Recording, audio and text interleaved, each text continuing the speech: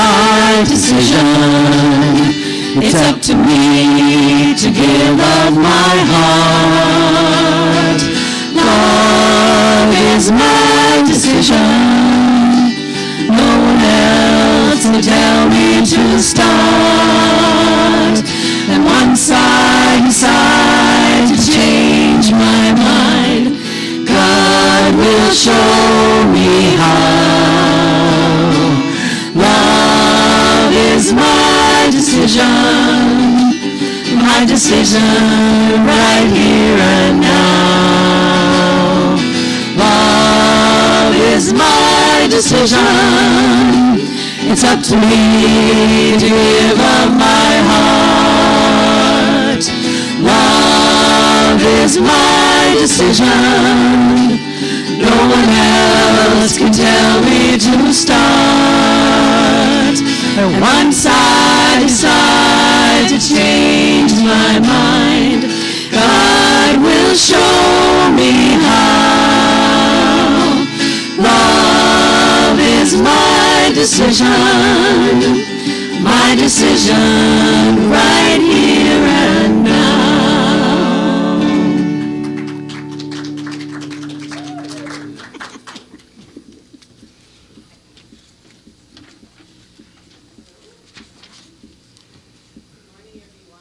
Good morning. You're not on yet. Is the green button showing? It's working. There we go. Now it's on. Yep. My name is Linda, and I welcome all of you here this morning. We have a virtual presenter today. So we have Steve Torkelson to thank for helping us with technology to do that.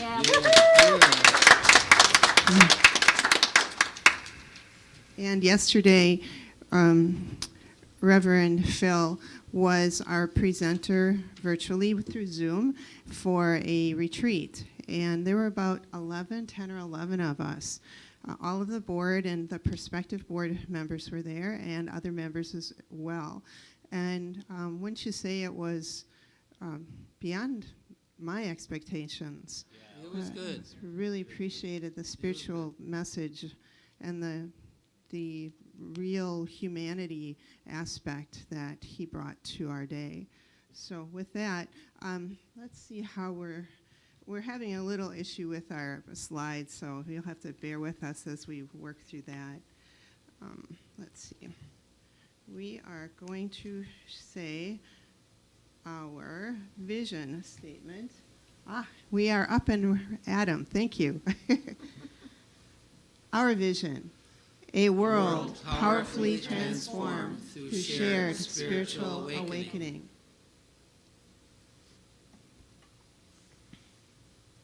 And our next, he's going like this. I'm working on it. I'll try, once I sit down, I'll try switching out the batteries one more time with the clicker, but apparently they're brand new batteries, so I don't know. And they're in there, right? So our mission. We're on. Advancing the movement of spiritual awakening and transformation through unity, a positive path for spiritual living. And our values. Abundance, acceptance, community, diversity, integrity, joy, and love. And we celebrate our children.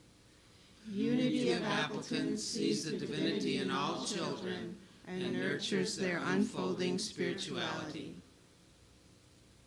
And our daily word. So the daily word is a unity booklet, and this year I purchased one myself, so it's kind of fun to get this little booklet in the mail every other month with the spiritual message. So today is, I am grateful to those who inspire me. I admire and respect the sacred calling and work of innovative and groundbreaking thinkers and leaders. The work they have done to forge new paths and lead humanity in new directions inspires me. I've heard inspiration described as the breath of God, an inner quickening. This quickening is mine as I forge new paths and boldly journey forward, creating my life anew. To keep divine inspiration flowing, I make time to rest in contemplative stillness. I begin each day with a prayer for a receptive mind and heart. I pray for the courage and clarity to release my rigid expectations. I live in a state of gratitude for the inspiration that flows from God and the opportunity to share it.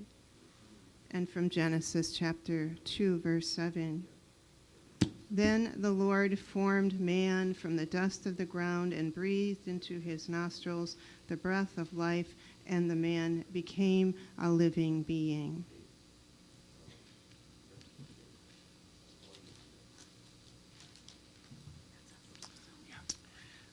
I do believe we have a band sign. We do. We do. Okay. Okay. Here we go.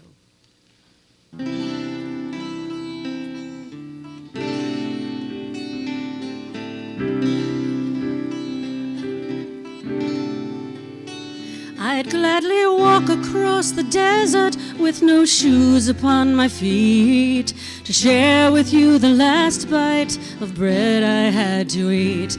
I would swim out to save you in my sea of broken dreams. When all your hopes are sinking, let me show you what love means. Love can build a bridge between your heart and mine.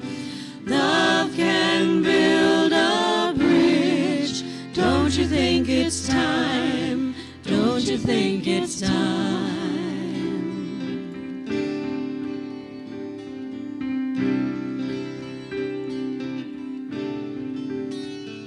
I would whisper love so loudly every heart would understand that love and only love can join the tribes of man. I would give my heart's desire so that you might see. The first step is to realize that it all begins with you and me.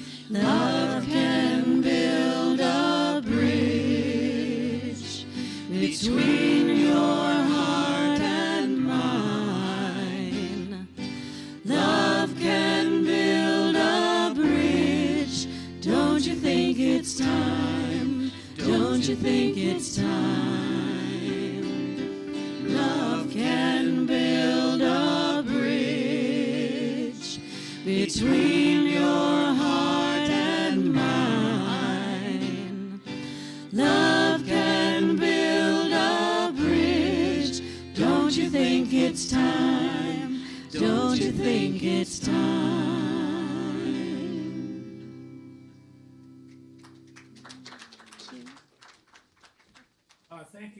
Thank you for that Way to go. wonderful When music. I was all excited in the back. I'm like, what the? I wanted to know, can you hear me? Just, it's not on I'm going yet. to introduce you, Reverend Phil. Let me. Okay, I should wait. Yeah. I'm Very good. so glad you're here, though. So Reverend Phillip Smedstad has been a Unity minister for 45 years and is a certified Unity Worldwide Ministries Transitional Ministry Specialist. In his regular ministerial career, he has served Unity Ministries in several states and was the founder of two of them in Windward Unity Church in Hawaii and Unity of Clear Lake in Houston.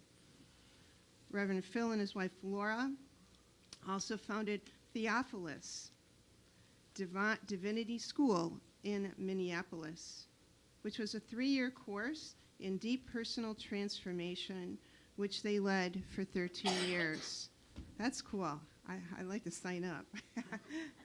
He is the author of the prosperity book, Real Wealth, and also of the book, My Next Step, Cards.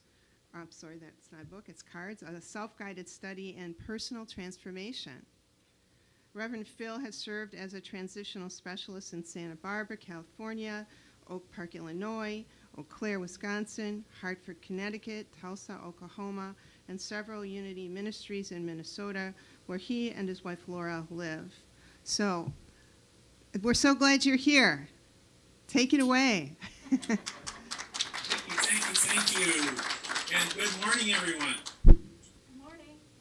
I am so glad to be able to be with you this morning, as I was glad to be with all of you who joined us for the workshop yesterday. My wife and I live in Burnsville, Minnesota, which is just south of Minneapolis. And it's great to be able to be with you with this Zoom call this morning. I'd like to begin by sharing one of my favorite jokes. One day, a Catholic priest, a Jewish rabbi, and a Unity minister all died and woke up in hell. They were all stunned, of course. How could this happen? And after sitting there for a few minutes, finally the Catholic priest said, well, okay, I might as well fess up. I know why I'm here. I couldn't stop coveting my neighbor's wife. Next, after a minute or two, the Jewish rabbi said, all right. I'll confess too. I know why I'm here. I just had a fondness for bacon that I couldn't shake. And they sat there for another minute or two, and finally the rabbi said to the Unity minister, well, speak up, man. Why are you here? The Unity minister said, I'm not. This is not hell, and I'm not hot. Well, in my first few years in ministry, that was me. I thought using denials meant saying, I'm not in pain, or I'm not in lack, instead of knowing that the pain or lack I was experiencing was in my life because there was something that I wanted to receive from it. Then for 2 years, I was part of a mastermind prayer group in Newport Richey, Florida.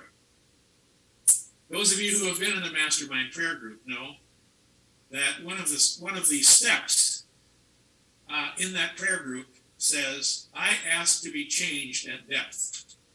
So I was asking to be changed at depth, day after day, week after week, for 2 years. And as I said yesterday, the Holy Spirit picked me up and moved me to Hawaii, which I thought was just for the scenery, but it wasn't. I was guided to do a 6-month course there in deep personal transformation, a course which changed my life. I'd like to share another story with you this morning, and this one is about a man named George. According to George's friends, he was so shy that he couldn't lead his family in a time of silent prayer. And he didn't like that about himself very much. So his friends were always trying to support him in coming out. One day, they got together and decided to ask him to join them at a nightclub where the entertainment was a stage hypnotist.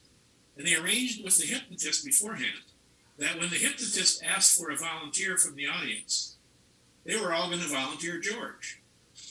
So they went, and that's exactly what happened. The hypnotist asked for volunteers. George's friends volunteered him. Well, the only thing George hated worse than the idea of being on stage was making a scene about being on stage. So reluctantly, he got up there on stage with the hypnotist. And the hypnotist put him under hypnosis. It turned out that George really was an excellent hypnotic subject. The hypnotist said, the first thing I want you to know, George, is that you are going to remember every single thing that happens up here on stage. And next he said, now, I want you to stand up and deliver a 10-minute speech to the audience on something that you feel passionate about. Well, there were about 300 people there. It was a packed house. George stood up without hesitation and gave a delightful 10-minute speech on the need for better schools in the community. It was so good that people gave him a standing ovation for his speech. When everybody had sat down, the hypnotist said to the audience, "Folks, here's what you need to know. I didn't hypnotize George at all just now.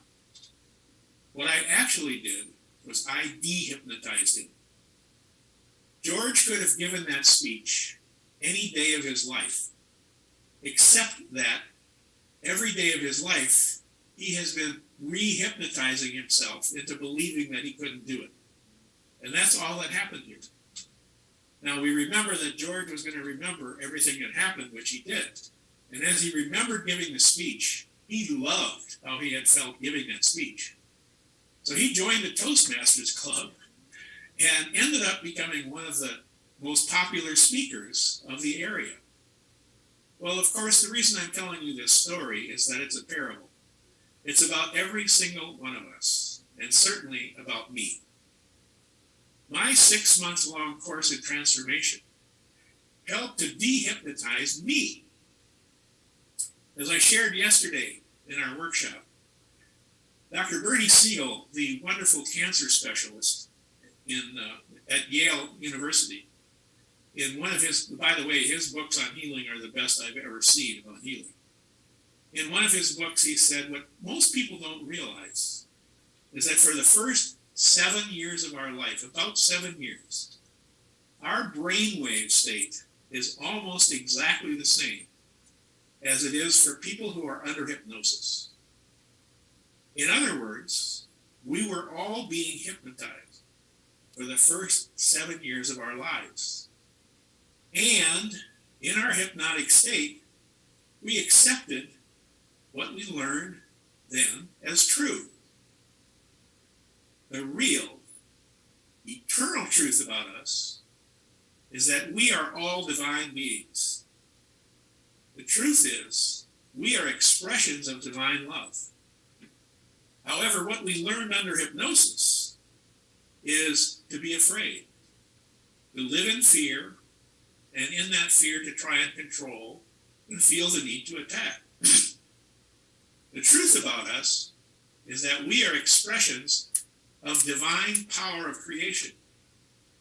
However, what we learned under hypnosis was stuff happens to us.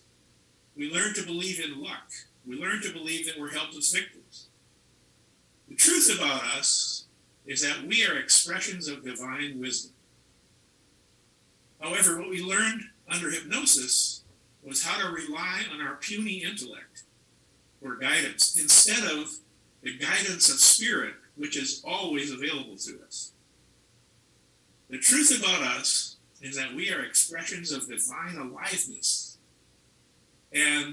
But what we learned under hypnosis was how to hold ourselves back and believe that death is real. And finally, the truth about us is that we are expressions of divine abundance. But what we learned in our hypnotized state is something like, I am not enough, and there is not enough. Mystics throughout the ages have said, people aren't bad. The problem is we're asleep to our divinity. And we were hypnotized by people who had themselves been hypnotized. Our number one goal here on planet Earth, whether we're aware of it or not, is to wake up to our divinity. To do what Emily Cady in Lessons in Truth called healing our sense of separation from God. She said, the reason I call it a sense of separation is we can't actually be separate from God, but we can have an experience, a sense of separation. This goal is why we attract every situation in our lives, including the painful ones and what we call problems. Here at Unity, we are learning how to awaken to our oneness with God. This process of waking up, this process of being this process of getting to emotional and spiritual maturity is called personal transformation. Jesus said to Nicodemus, if you want to live in the kingdom of heaven, you must be born again. He told Nicodemus, you must be born of water, which is an Aramaic being Jesus' language.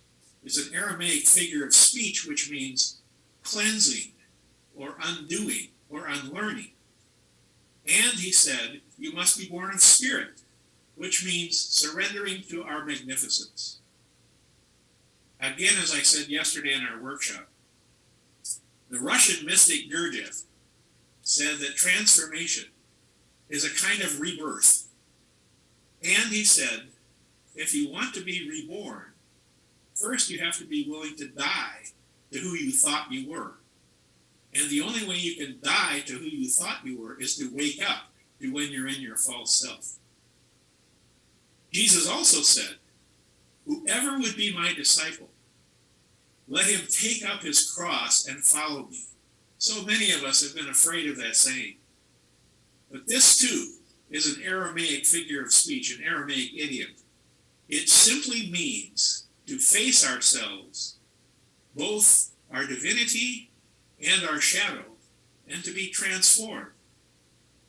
And to do that, it is essential to wake up to when we are in what I call our ego mind. When I say the term ego, by the way, I'm using it the same way A Course in Miracles does, meaning that our ego is who we believe we are when we feel separate from God and separate from each other. When we're in that state, we think we need to attack. We think we need to control. We think we need to judge, and we think we need to be right. Have you had any of those experiences this week? I know I have. Jack Kornfield, the wonderful Buddhist meditation teacher, said, to the ego, spiritual growth is just one insult after another. In Matthew 5, Jesus said this, and this is the King James Version, which is not a very good translation. It says in that first beatitude, blessed are the poor in spirit, for they shall inherit the kingdom of heaven. Dr. George Lamza, who grew up in Kurdistan, spoke Aramaic as his native language, and then eventually did his own Bible translation, coming from that Peshitta, the Eastern text, said that if he was going to interpret that phrase, he'd say, blessed are the poor in pride. That word that we translate as spirit is ruha, and it means pride as well as spirit. Blessed are the poor in pride, for they shall inherit the kingdom of heaven. Lamza's student, Dr. Rocco Errico, who is a wonderful Bible scholar himself and one of my favorite authors, said that if he was going to put that phrase in modern language, he'd say it like this: delighted, overjoyed are those who surrender to God, for theirs is God's constant counsel. Being rich in pride means being certain about how it is in life, as in believing that we learn under hypnosis is the truth. We made decisions about ourselves, about others, and about life as early as birth. And once the mind makes a decision, as I again said yesterday, it then becomes an evidence-gathering machine, and we can always prove that we're right. By the time we're adults, we have made many mistaken decisions. Decisions such as, there's something wrong with me, or there's something missing in me. And because of those decisions, we also carry suppressed emotional pain inside. And as adults, it's as though we walk around with a set of buttons and unconsciously say to people around us, would you please push my buttons? I hurt, even if I'm not aware that I hurt. And the only way I can release this pain is for it to come to the surface. Several years ago, I was a transitional minister in Hartford, Connecticut at the Unity Church there. And I had an experience that in the beginning, it was tempting to think of myself as a victim. But I am committed to knowing I'm never a victim. Here's what happened. Shortly after I arrived, it became clear to me that one of the board members simply did not like me. I asked the board president what was going on. And he said, well, just so you know, before you got here, she said in a meeting about me, I don't like the vibe of this guy. I just don't like it. So in other words, she didn't like me before I got there. And like I said, the temptation was to feel like I was a victim, like this was just something that happened to me. But I know better. And so going inside myself, I asked, okay, so if this is my idea, if this is my mirror, if this is my creation, what is it that I want to receive out of this? And my guidance was that as much work as I had done so far on forgiving my mom, here it was again. She was reminding me of my mother. So day after day after day in my meditation time, I would focus on my mom, on forgiveness, on loving her, on knowing she did as best she knew how to do, just continuing to get to deeper and deeper forgiveness. The more I did, the more my relationship with this board member changed. So that by the time I left Hartford, we were really good friends. All because instead of thinking of myself as, what's wrong with you? Or how can you change so that I have a different experience? I knew it was about my power of creation and that there was a gift that I wanted to receive. David Sarnoff, for decades, was president of the Radio Corporation of America. In the 1950s, David Sarnoff gathered his engineers at RCA Television, and he said to them, color television has been invented. We know that. However, unless we can find a way to simultaneously telecast in color and in black and white, color television is never going to be a big thing. So he said, I want you to figure out how to do that. His engineers said, sorry, sir, that's not possible. And David Sarnoff said, yeah, I understand that you think it's not possible, but I want to ask you to do it anyway. And of course, they did. However, at the end of that meeting, one of his engineers was overheard to say about David Sarnoff, it must be wonderful to have an imagination that is so completely unrestricted or unencumbered by the facts. I would say, absolutely it is. It is wonderful to have an imagination that's not encumbered by the facts. It lets us accept the spiritual truth of us, no matter what the current facts are. So, how do we become transformed beings? How do we surrender to our magnificence? How do we take up our cross and follow Jesus?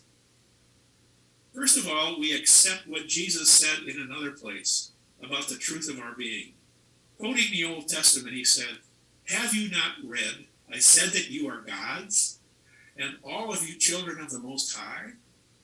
And then, as if to add emphasis, he said, and the scripture cannot be broken. Secondly, we face our false self and stop believing the lies we learned about ourselves under hypnosis. Lies like, I'm not lovable, or lies like, I'm a problem or a burden. I had that one. That was one of my deep beliefs about myself, was I am a problem and I cause pain for the people in my family. So I started working with an affirmation that I have really enjoyed. And as I've shared it with other people have really enjoyed. And I'm going to ask you to join me in saying it out loud today. That affirmation is this: everything gets better when I show up. Together, Everything gets better when I show up. That is the truth, not just about me. It's the truth about each one of us. The result of this transformation, the result of being born of water and spirit, is to be able to live in the kingdom of heaven, what Jesus called the kingdom of heaven here and now. Dr. Errico said that term, the kingdom of heaven, here's what he said, here's what I believe it means. It means an experience of oneness with God's love, God's power, God's wisdom, and God's aliveness. As I talk about transformation, I have one caution, and that is transformation is not for the faint of heart. Getting to the kingdom of heaven experience brings up everything in us that's unlike it, especially anything that we have spent a lifetime suppressing. However, facing our false self is what it takes to get to emotional and spiritual maturity, and what it takes to end up living in the kingdom of heaven. Alan Cohen, in one of his wonderful books, said that personal transformation is kind of like washing a load of clothes in your automatic clothes washing machine. He said, you put the clothes in, you put the detergent in, you put the water fills it up, and he said, what's the first cycle? The first cycle is called agitate. I love that. And he said, if you were to open the lid of your automatic washer while it's in that first cycle, it could look for all the world like your clothes are getting dirtier. But all that's happening is that the dirt, or in other words, what isn't your clothes, is simply coming to the surface so that it can be released. And once it's been rinsed, actually twice probably in normal clothes washing, by the end of the cycle, the end of the whole cycle, your clothes are much cleaner. And that's what happens in transformation. Transformation brings our false beliefs and our emotional pain to the surface so that they can be released. And the result, which is living in the kingdom of heaven, is so completely worth it. The real truth about each one of us is that we are magnificent expressions of God and of spirit. The real you is so lovable. There's literally nothing about you that's not lovable. The real you is so love-filled. You always have enough love to give to those in your life. The real you is so powerful that literally nothing happens to you. All that happens is things happen through you. One day a little girl came home from school and said to her dad, who was reading the newspaper, "Daddy, guess what? I was elected class president today." And while he was still reading his newspaper, he said, kind of, distractedly, "That's nice, sweetheart. How did that happen?" The little girl put her hands on her hips and said, "It didn't happen, Daddy. I happened it." And of course, that's what's true for each one of us. We all do the same. Things don't happen to us, we happen them. The real you is so wise that on some level you always know what you want, and you always know what to do. The real you is so alive that you can't die, and you know that you can fully express yourself here and now. These qualities, divine love, divine wisdom, divine power, and divine aliveness, these, says Emily Cady, are the four main aspects of God. Embracing them, surrendering to your magnificence, and being transformed is not only wonderful for you personally, it's also what supports a healthy spiritual community. So just before I close, I'm going to ask you to affirm 4 more things with me. I'll say them out loud and then ask you to join me. So the first is, I am divine love. Together, I am divine love. I am divine power of creation. Together, I am divine power of creation. I am divine wisdom. Together, I am divine wisdom. I am divine aliveness. Together, I am divine aliveness. So let this be your time to accept and more fully awaken to the divinity which is the truth of your being. Namaste.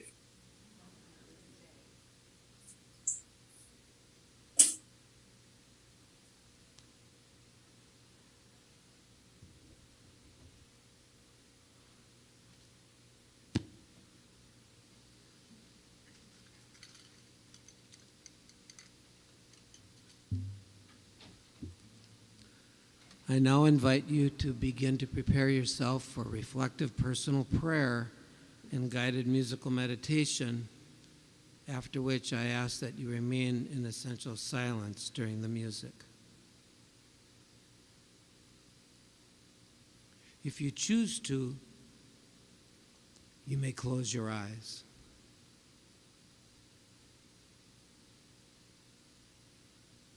Feel the weight of your body as it relaxes into your chair and you let go of today's anxieties.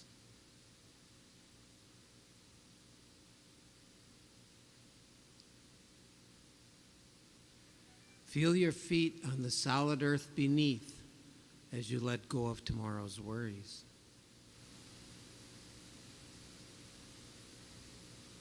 Become aware in this moment of your breathing. As you breathe in life and breathe out love.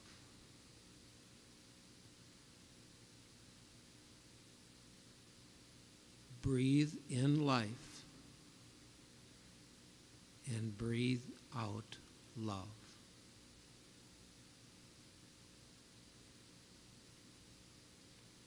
And as you become centered,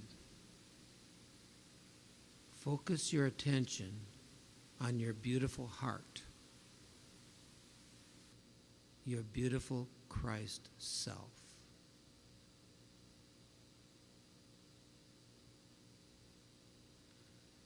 Become filled with gratitude and allow into yourself that which fills you with peace and light. And so we begin.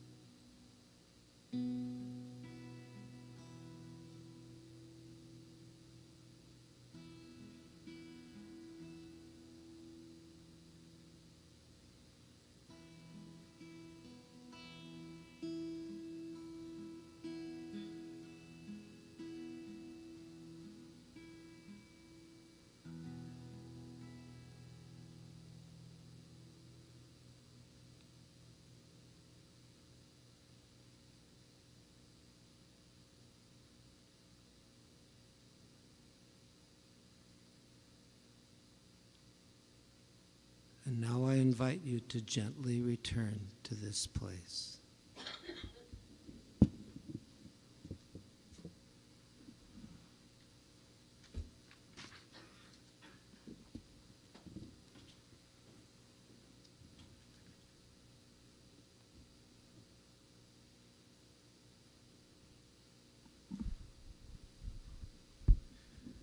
Well, that was a lovely message today. We're very blessed. And you get a little idea of what the workshop was like yesterday. And he'll be doing 2 more workshops for sure that are scheduled, so keep that in mind. And we simply Zoomed from our homes, so you just need to be able to connect in with some sort of device for that. But maybe we'll all be together next time. We'll see. Zooming from here. Our announcements. Our annual meeting is next Sunday, February 27th, after the service.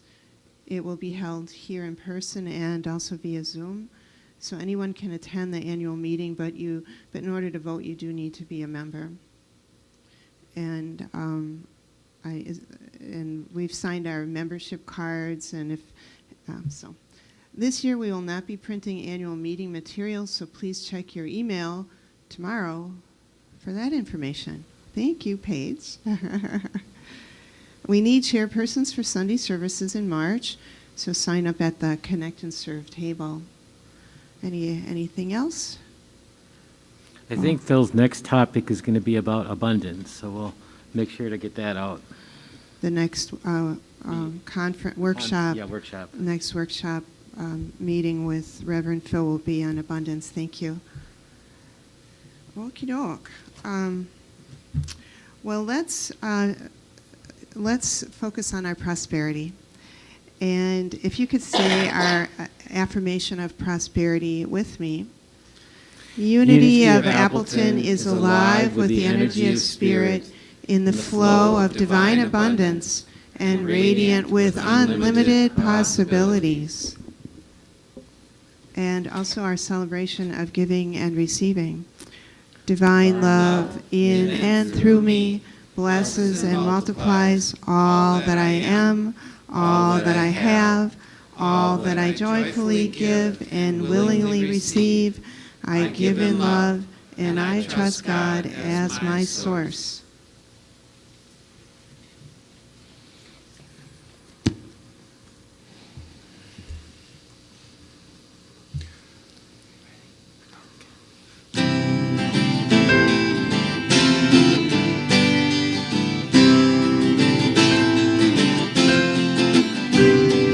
Peace in my life is growing because I choose love. Love's always present, it's what I'm made of. I choose love. We are a part of each other. We are one. One tie that binds us that can't be undone. I choose love. I choose love. Peace in my family is growing because I choose love. Let love be present, it's what we're made of. I choose love.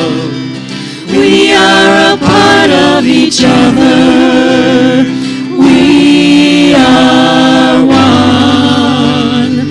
One loving family, sharing one son. I choose love. I choose love. Peace for our planet is growing because I choose love. Let love be present, it's what we're made of. I choose love. We are a part of each other. We are one. invites us, let this be the one. I choose love. I choose love. I choose love.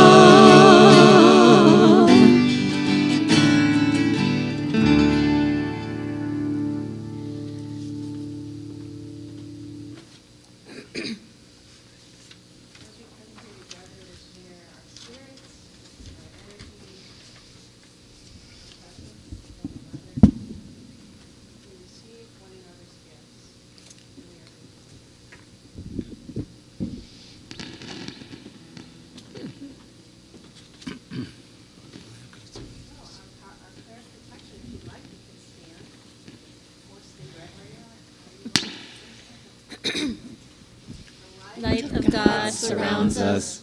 The love of God enfolds us. The power of God protects us. The presence of God watches over us.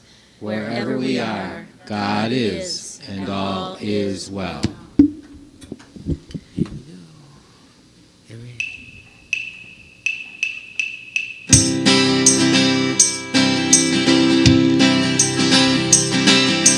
Thank you, love. Thank you, love. Thank you, love. I just want to thank you, love. Thank you, love. Thank you, love. Thank you, love. I just want to thank you, love. Thank you, love. Thank you, love. Thank you, love. I just want to thank you, love.